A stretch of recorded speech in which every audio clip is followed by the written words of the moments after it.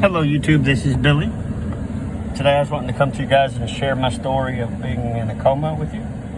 And I believe that some of what I've went through could help others. So here goes. So, you know, for me, of course it's not like I can remember being in the coma, but in any event, you see, I believe that in our lives, there's certain things that are burned so deep into our brains and beings, if you will, that what I'm wanting to share with people is, let me just tell you, like with me, okay? For me, my first memory of my brain trying to work and try to come back, you see, my stepdad, the only father that I had for the majority of my life, he had me by the hospital gown that I was in, and he was really close to my face with, you know, almost nose to nose, and there were tears streaming down his face, and he was telling me, "Son, I know you can do this, concentrate." And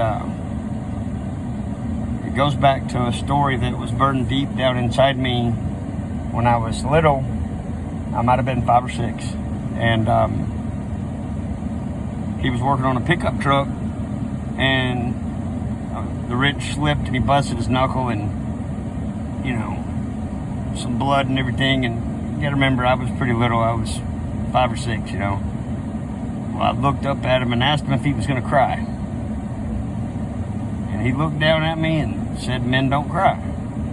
Well, for some reason, that just really burned deep in me, that I'd never seen this, my father, you know, I'd never seen my dad cry. And so now fast forward, being in the coma, and my first memory of my brain trying to come back was this very same man that I'd never seen cry, and now he's got tears streaming down his face, and he's telling me, "Son, I know you can do this, concentrate." I believe that for anybody that's in a coma, I'm sure every case is different, but I've got a very strong belief that if the right thing is said, and that's the tricky part, is figuring out what it is that got burned deep in their memory, saying the right thing that'll do, you know, get that spark, that first spark of their brain trying to work.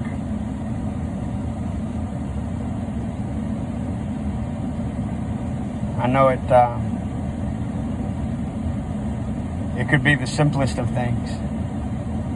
So things that they have burned in their mind, you know, like the last pair of clothes they put on, the last pair of shoes or boots that they put on,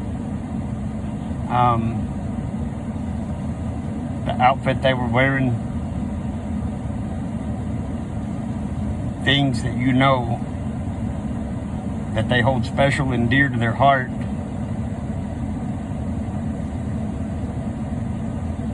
Like if they had it on their to-do list that they were gonna work on a particular vehicle and they just hadn't gotten to it yet, you know, just anything and everything that you can possibly connect that they would have possible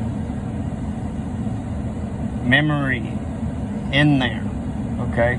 Because I'm telling you, there's no telling what it could be, but I promise you, I really feel like if the right thing is said, and it might even take the right person saying it,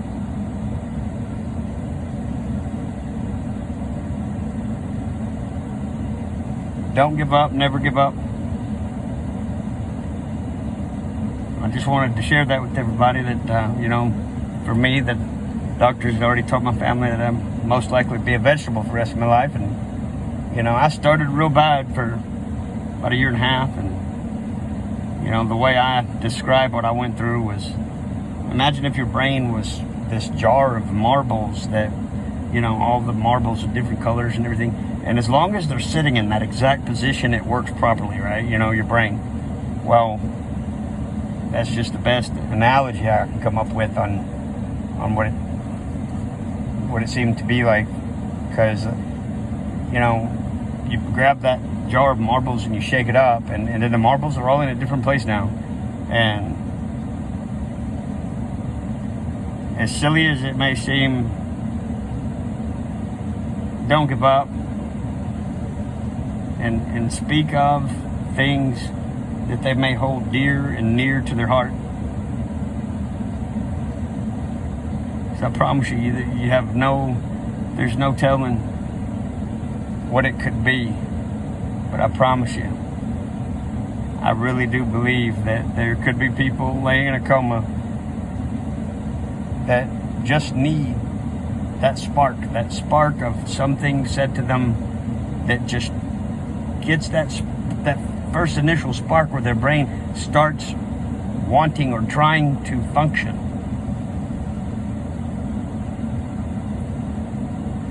Well, I hope everybody has a good day out there. Alrighty, bye.